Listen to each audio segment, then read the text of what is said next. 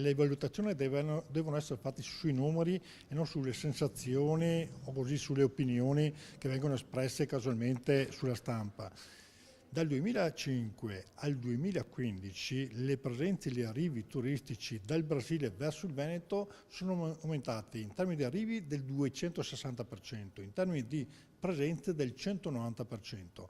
È ovvio che in questo ultimo anno, 2014-2015, ci sia stato un calo, ma perché quel paese purtroppo ha avuto una profonda crisi. C'è un altro aspetto, in Brasile ci sono milioni di brasiliani che hanno la doppia cittadinanza perché sono di origini venete, quindi quando arrivano in Italia ovviamente usano il passaporto italiano e questo è un dato che noi non registriamo, quindi questi numeri sono tendenzialmente anche in difetto rispetto alla reale presenza. Ricordiamo che dal 2014 al 2015 il turista brasiliano che è uscito dal Brasile per turismo è calato del 30%. Noi invece in termini di arrivi siamo cresciuti. Spero che la polemica finisca qui. Gara ciclistica. Io ho considerato quella notizia come una falsa notizia può diventare un caso politico.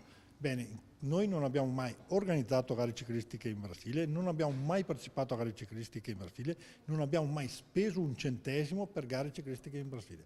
Se qualcuno è in grado di dimostrare il contrario, sono qui.